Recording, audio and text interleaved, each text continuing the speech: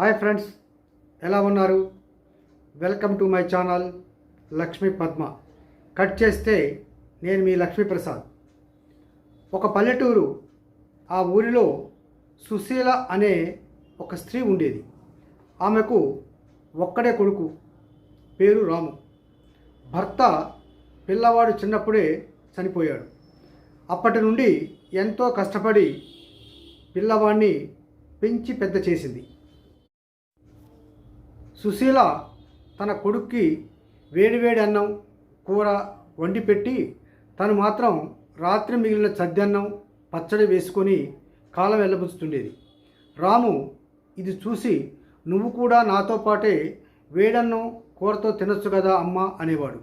తల్లి నవ్వి, అలాగే నాయన, మంచి రోజులు రాని తింటా అనేది. రాము బాగా చదువుకొని పెరిగి పెద్దవాడయ్యాడు. అదే ఊరి గ్రామ పంచాయతీలో ఉద్యోగం సంపాదించాడు. చూడచక్కని ఒక అమ్మాయిని పెళ్లి చేసుకున్నాడు. ఆ అమ్మాయి పేరు సరళ. పని ఒత్తిడితో తన భార్య అయిన సరళకు ఇంటి బాధ్యతలు అప్పచెప్పాడు. సుశీలకు పెద్ద వయసు వచ్చింది. ఏ పని చేయలేక ఇంట్లోనే ఉంటుంది. సరళ మాత్రం అత్తగారికి చద్దన్నం పచ్చడి వేసి పెట్టేది.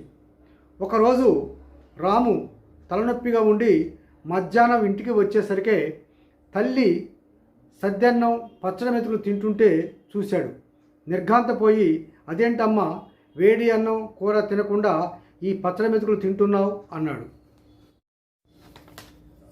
తల్లి దీనంగా, నాకు మంచి రోజులు రాలేదు నాయన అంది. రాముకి అంతా బోధపడింది. తల్లి చేతిలో ఆ పళ్ళెం లాక్కొని తను స్వయంగా వేడివేడి అన్నం కూర వడ్డించి తెచ్చి తిను అమ్మ అనేసరికి ఆనంద బాష్పాలు రాల్చుకుంటూ సుశీల సంతోషంగా భోజనం చేసింది. అమ్మ, ఇక మీదట నీకు అన్నీ మంచి రోజులే అన్నాడు. తల్లి ముఖం వైపు చూస్తున్న సరళతో రాము కఠినంగా, మా అమ్మకు రోజు ఇలాగే భోజనం పెట్టాలి, లేకపోతే నీకు చెడ్డ రోజులు వచ్చినట్లే గుర్తుంచుకో అన్నాడు కోపంగా. ఆ రోజు నుండి సరళ కూడా తన అత్తగారికి ఏ లోటు రాకుండా చూసుకుంది. అందరూ సంతోషంగా ఉన్నారు. ఈ వీడియో నచ్చితే లైక్ చేయండి, షేర్ చేయండి, సబ్స్క్రైబ్ కూడా చేయండి. మీ సూచనలు సలహాలు కామెంట్ బాక్స్లో మాకు తెలియజేయండి. సర్వే జన సుఖినో భవంతు. అందరూ బాగుండాలి, అందులో మనం ఉండాలి.